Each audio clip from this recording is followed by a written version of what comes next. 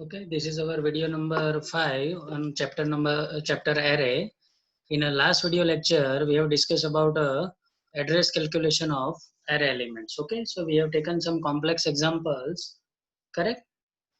And in that, how to calculate the address of particular array elements by using a two system, row measure system, as well as you can do it with the column measures. So now I hope all of you are clear about the how to calculate the address of array elements. Okay.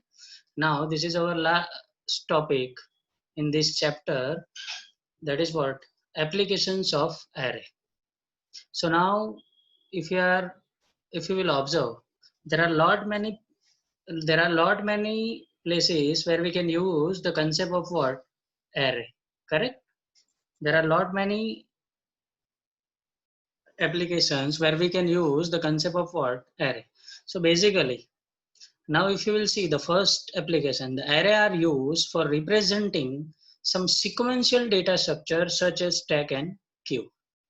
It means, okay, if you are using the concept of array for the implementation of what stack and queue, it means what? Still you have not learned anything about the stack and queue, okay? But now when you will learn the concept of stack and queue, and when you will try to make a practicals or a programs for a implementation of stacks and queue, definitely will go with a word array. That you people will do practically when we'll do the practicals of stack and queue. Correct? So this is a basic requirement for the implementation of stack and queue, that you must know the array. Array are also used to represent what sparse matrices. So now still for you people, this is one new word, that is sparse matrices. So we'll discuss this topic in a detail, okay, in this chapter. So in that case, we can also use the concept of what array. Array are widely used to implement mathematical vectors, matrices, and other kind of tables. So there are a lot many other application, like in a mathematics we can use the concept of what array to implement, to perform some basic operation on a matrix. We can apply the concept of what array, correct? Array can be used for sorting element in ascending or descending order. So obviously when we'll have a concept of sorting in your GTU syllabus, your last unit is what? Sorting and searching. So now to implement the programs of sorting and searching, we'll also go with a what? Array. Correct? Array can be used for a sorting elements in ascending or a descending order. Okay? It is also used for searching algorithm. Correct? Array are also used for implement a what? Searching algorithm. Correct? It is used in every possible situation. It is used in every possible situation where you need to gather similar objects at one place. Correct? It means what? We can utilize the concept of array at every situation when the similar objects at gathering at a what? One place. Obviously though, array is nothing but we are trying to capture all the data that having a similar types. Array is also used to implement a CPU scheduling algorithm, because when we are having a more than one task, so at a one time we can assign a what CPU to only one task. So we'll have to work with a what scheduling algorithm. So in that case, we can also use the concept of what array. So these all are the some basic basic applications of array. We can have a lot many application in which we can use the concept of what array. So in an exam you can have this kind of question, can explain about applications of array.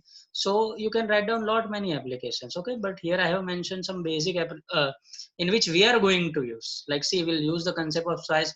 We will use the concept of array for the purpose of sparse matrix. We'll also use the array for the purpose of implementation of stack and queue.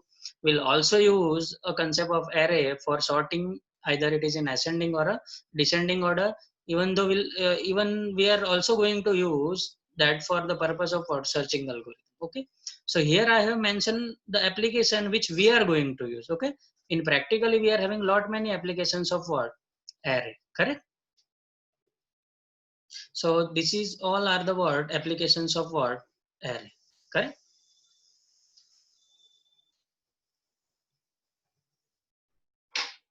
Now the last topic of this chapter is what sparse matrix, correct? So now This is a new thing for you people. So first of all, you must know what exactly it is, correct? So now if you will read the definition, a sparse matrix is a matrix which contain very few non-zero elements, correct? This is the definition of what? Sparse matrix.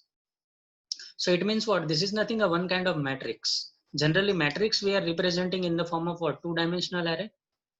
But it is also one kind of matrix. But the condition is what? In that matrix will have a very few non-zero elements. It means what? The most of the elements of this kind of matrix will be what? Zero. Okay? Most of the elements of this kind of matrix will be what? Zero, and very few are non-zero elements. Okay? And a matrix which is not sparse, this is opposite to the sparse matrix.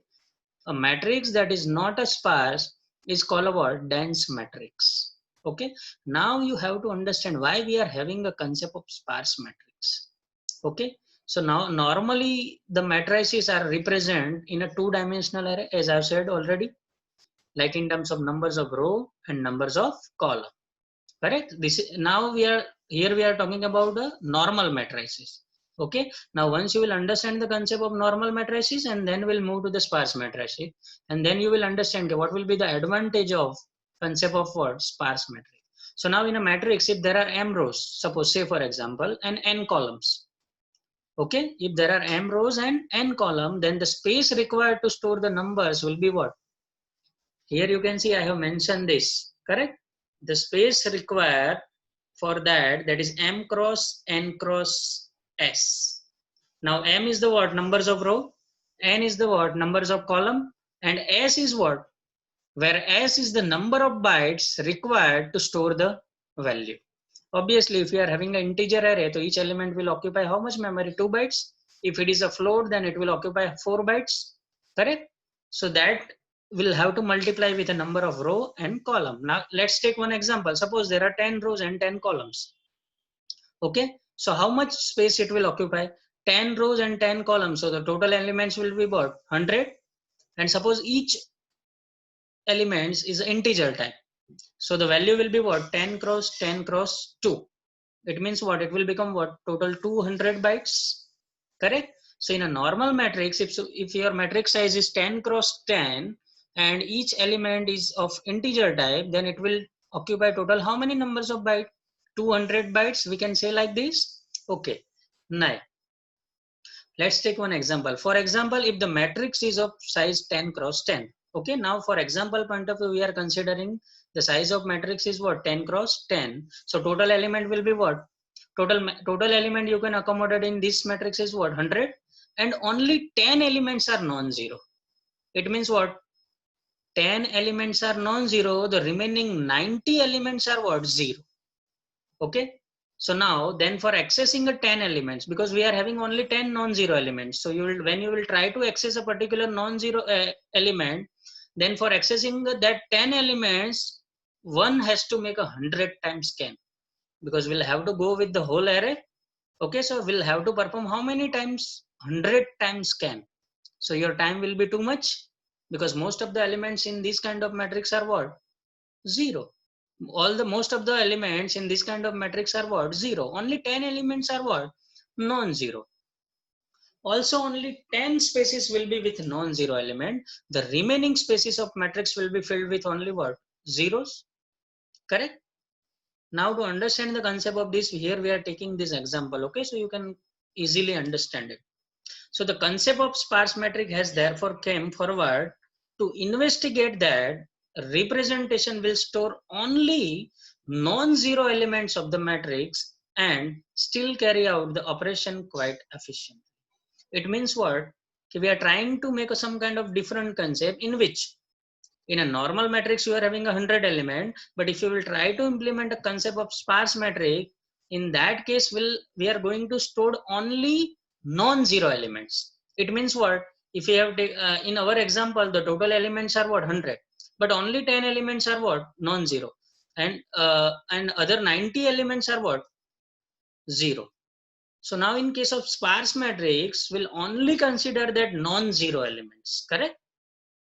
So now this is about a what concept of what sparse matrix, okay, in which we are going to include only what the element which are what non-zero, correct. So now you have to understand how to represent a sparse matrix, correct.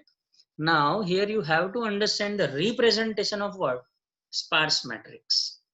Now here I have taken one example, okay, this will be very much easy for you people to understand by using this example. So the representation of sparse matrix will be what triplet. It contains three columns. That is why it is known as a what triplet only. Okay, sparse matrix means what a very few non-zero elements. Okay, the rest of the spaces are having the value 0, which are basically what useless, correct, because that 0 is nothing for us, correct. We are only interested in the non-zero elements. So in the efficient representation we'll consider all the non-zero values along with their position, correct. So now let's take one example to understand this scenario. Here, say for example, suppose a matrix size is what 6 cross 7. Here I am talking about normal matrix. See here, and we'll try to implement this normal matrix in the form of what sparse matrix, correct.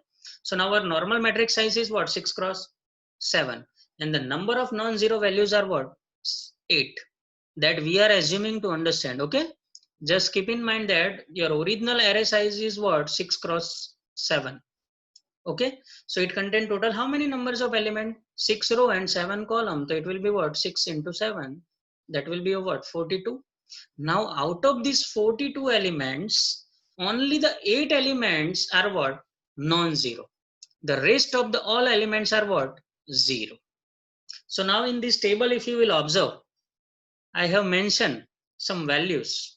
So this is your normal matrix which contain total how many numbers of row, this having 6 row. So the index will be what 0 to 5. It contains total 7 columns. So the index will be what 0 to 6. So it can accommodate maximum how many elements 42. Correct. Now if you will observe this matrix or table, see here the first element here I have mentioned at 0 6 index, that is what minus 10. At index 1 0 55. At index 2 0 to minus 23. At index 2 5 minus 23. At index 3 1 67. So if you will count total how many elements are non-zero, this 1 2 3 4 5 6 7 and total 8, and rest of the all elements I have mentioned what 0. So now to understand the concept of sparse matrix we'll have to take these examples.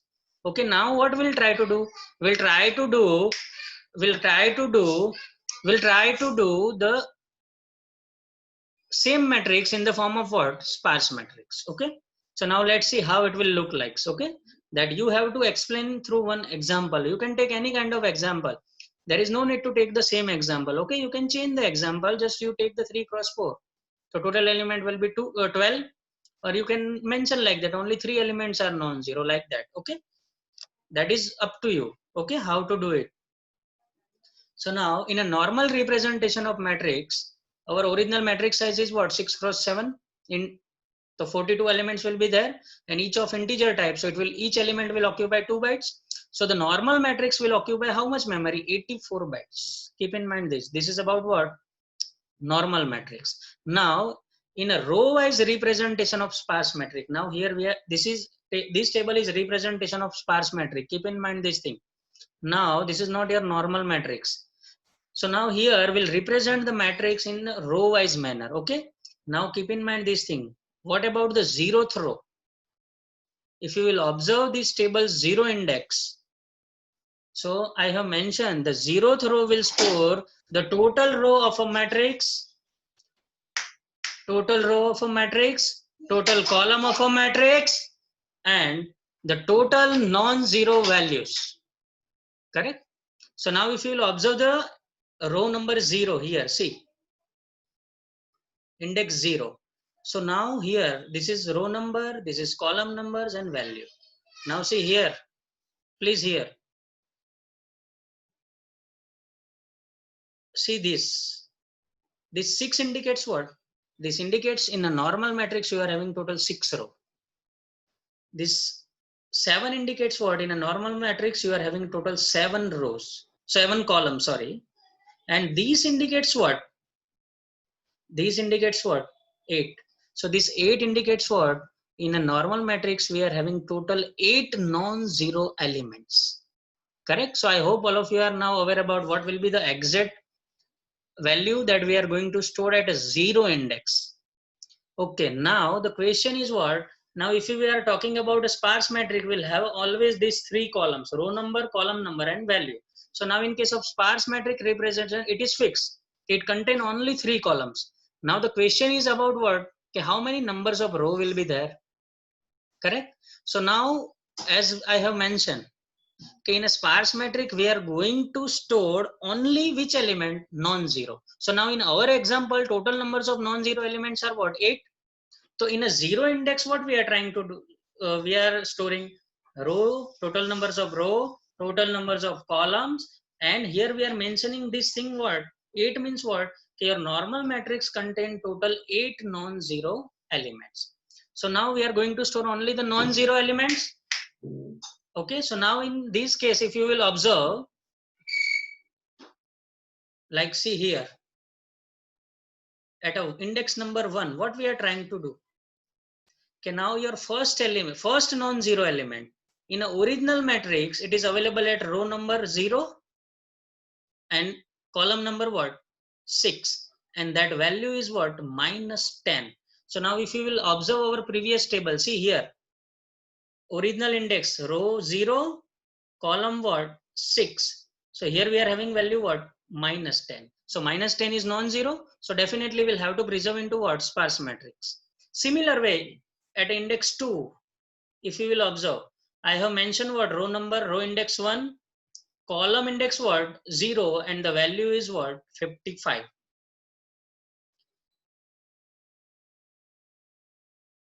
See here, this is what? Row number 1, column number 0, and in that case, at this point, we are having value what? 55.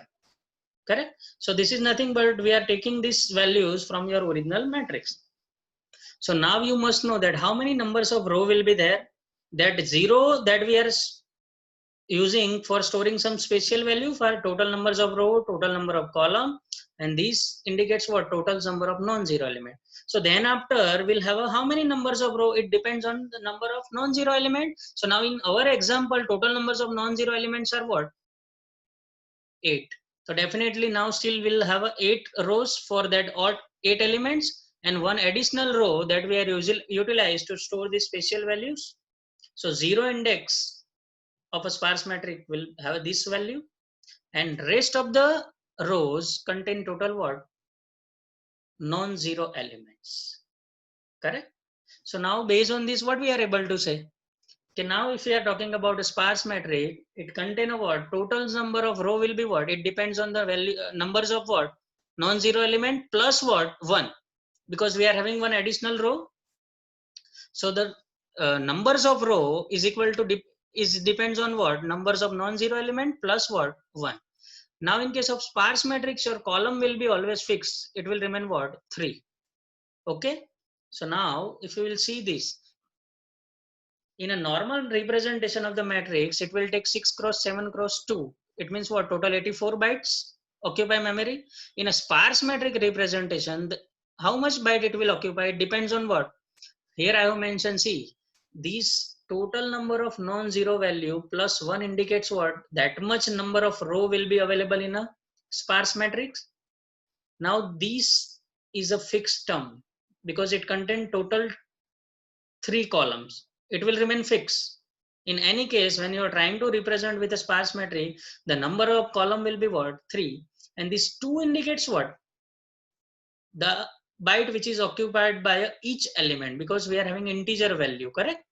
So now total will be what? Here we are having total 8 non-zero element plus 1. So the number of row will be what? 9. Number of columns are fixed. 9 into 3 into 2.